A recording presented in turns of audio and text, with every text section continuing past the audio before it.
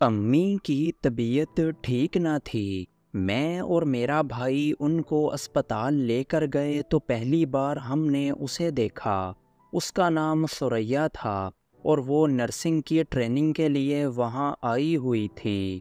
جس شعبے میں امی کا چیک اپ ہوتا تھا، نرسنگ ٹریننگ کی عمارت وہاں سے قریب ہی تھی۔ ثریا بہت خوبصورت تھی۔ 14ویں کا چاند کہوں تو بے جانا ہوگا۔ اتنی حسین صورت میں نے زندگی میں کبھی نہیں دیکھی۔ بھائی بھی اسے بغور دیکھ رہے تھے۔ اس کا حسن ایسا ہی تھا کہ نظر ایک بار ٹک جاتی تو پھر ہٹتی نہ تھی۔ اتفاق کے امی کا چیک اپ کرنے کو وہ بھی ڈاکٹر کے ساتھ آ گئی۔ فائل اس کے ہاتھ میں تھی۔ جو تفصیل ڈاکٹر بتاتی جاتی تھی وہ اس پر لکھتی جا رہی تھی۔ جب ہم اسپتال سے نکل رہے تھے وہ ہم کو دوسری بار راہداری میں مل گئی۔ میں نے کہا کہ امی کے بارے اگر ڈاکٹر صاحبہ سے بات کرنی ہو تو بتا دیں کہ کس نمبر پر ٹرائی کریں۔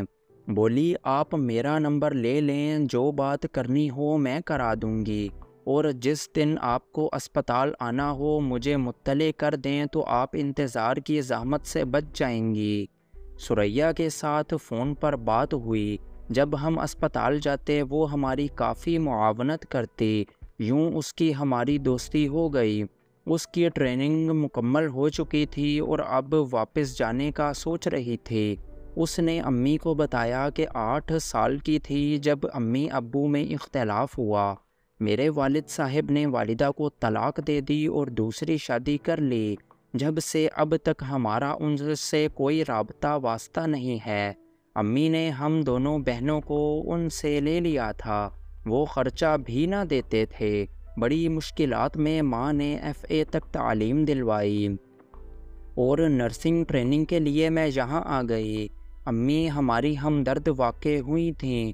انہوں نے ثریا کو بیٹی بنا لیا۔ یوں اس کا کبھی کبھار آنا جانا رہتا۔ پھر وہ لاہور سے اپنے شہر سیالکوٹ چلی گئی۔ کچھ عرصہ تک اس نے کوئی رابطہ نہ کیا۔ ایک دن اچانک اس کا فون آیا کہ وہ اپنی والدہ اور بہنوں کے ساتھ لاہور شفٹ ہو گئی ہے کیونکہ اس کی ملازمت ہو گئی ہے۔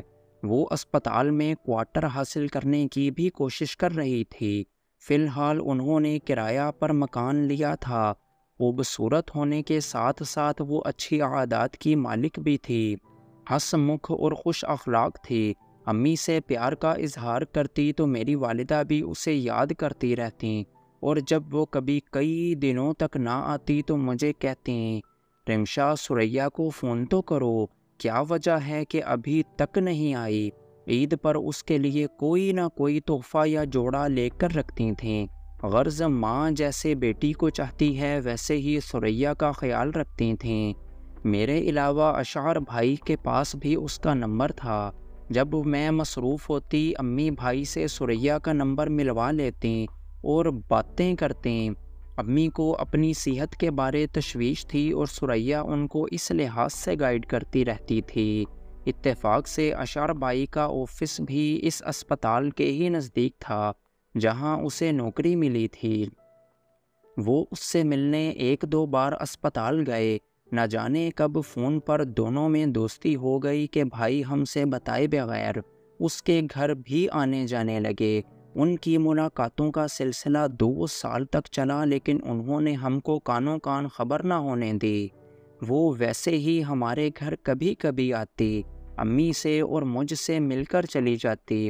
ایک دن مجھے کچھ شک سا ہوا کہ بھائی چپکے چپکے کسی لڑکی سے فون پر باتیں کرتے ہیں۔ میں نے ذرا ٹو لگائی تو انہوں نے بتا دیا کہ ثریا فون کرتی ہے، کیا اسے پسند کر لیا ہے بھائی؟ تو وہ بولے ہاں ایسا ہی سمجھ لو، کبھی نہ کبھی کسی سے شادی تو کرنی ہے، یہ بھی اچھی ہے، تم اس کے بارے سوچو پھر امی کو منا لیں گے۔ میں بھائی کی باتیں سن کر کچھ گمسم ہو گئی، کیونکہ جانتی تھی کہ میرا بھائی ایسا ویسا نوجوان نہیں۔ اس کا یہی مطلب تھا کہ وہ سنجیدہ ہو چکے تھے۔ بھائی کی پسند میرے والدین کے لیے ایک بہت بڑا مسئلہ تھا۔ میں نے بھائی سے کہا، بھائی امی ابو آپ کی شادی اپنوں میں کرانا چاہتے ہیں۔ بلکہ امی تو چاچا حیدر کے گھر بات بھی کر چکی ہیں، وہ سریا سے شادی کے لیے کبھی نہ مانیں گے۔ میری بات بھی صحیح تھی، وہ چپ ہو گئے، مجھے کوئی جواب نہ دیا۔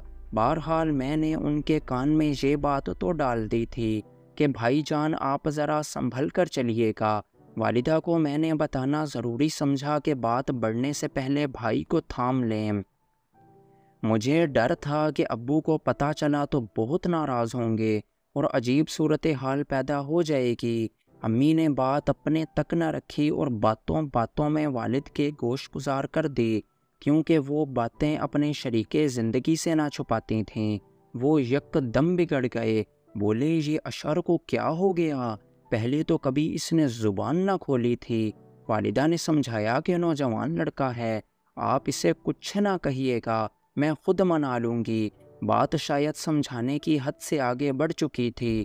جب والدہ نے تنبیہ کی، اشعر بھائی اکھڑ گئے، کہنے لگے زندگی میں نے گزارنی ہے، آپ لوگوں نے نہیں۔ جان لیجئے کہ اگر مجھ پر زبردستی اپنا فیصلہ تھوپنے کی کوشش کی گئی تو میں گھر سے چلا جاؤں گا۔ والدہ اس دھمکی سے ڈر گئیں۔ اشعر ان کا ایک ہی بیٹا تھا، تاہم میں نے امی کو تسلی دی اور بھائی کو بھی کہہ دیا کہ وقت کے ساتھ سب ٹھیک ہو جائے گا، اللہ سے دعا کیجئے کہ جو ہو اچھا ہو۔ اب سریا نے ہمارے گھر آنا بند کر دیا تھا، شاید کہ بھائی نے اسے منع کر دیا تھا۔ ہم دونوں بہنوں نے اشعر بھائی سے کہا کہ آپ ہم کو سریا کے گھر لے چلیں، ہم دیکھیں تو صحیح کہ وہ کیسے لوگ ہیں۔ اشعر ہم کو سریا کے گھر لے گئے، اس کی بہن اور والدہ بہت خوش ہو کر ملیں، ہماری خاطر مدارات کرنے لگیں۔ ان کو خیال ہوا کہ شاید ہم نے سریا کو پسند کر لیا ہے اور اپنی بھابھی بنانے کا ارادہ ہے۔ ہم کو بھی یہ اچھی لگتی تھی۔ ہم بہنوں نے امی کو منا لیا کہ فی الحال آپ اشعر بھائی کو تنہا نہ چھوڑیں، بلکہ ان لوگوں کے گھر آنا جانا رکھیں، نہ جانے یہ اونٹ کس کروٹ بیٹھنے والا ہے، ایسا نہ ہو کہ آپ کا بیٹا آپ کے ہاتھ سے نکل جائے۔ امی نے بھی بیٹے کی ان لوگوں میں گہری دلچسپی کو سمجھ لیا۔ کوئی ماں اپنی اولاد کی خوشیوں کو ریزہ ریزہ ہوتے دیکھنا نہیں چاہتی، ایسے میں جب کہ اس کا بیٹا اکلوتا ہو۔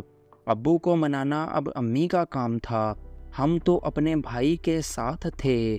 سچ کہوں تو پہلی نظر میں ہی مجھے سریا بھا گئی تھی۔ امی نے ایک دو بار سریا، اس کی والدہ اور بہن کو گھر بھی مدعو کیا۔ وہ شاید چاہتی ہوں کہ والد ان کو ایک نظر دیکھ پرکھ لیں تو بات آگے کریں، لیکن والد صاحب حیدر چاچا کے گھر ہی بھائی کا رشتہ کرنا چاہتے تھے۔ وہ اس بات سے رنجیدہ ہو گئے کہ میری بیوی اور بچیاں بھی اپنے بھائی کی ہم نوا ہو گئی ہیں۔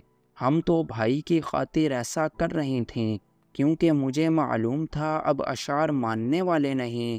وہ ہر اتوار کو کھانا سریا کے گھر کھاتے تھے، ہم کو نہ بتاتے، مگر میں نے حالات سے باخبر رہنے کے لیے سریا کو اس قدر اعتماد میں لے لیا کہ وہ مجھے اکثر باتیں فون پر بتایا کرتی تھی۔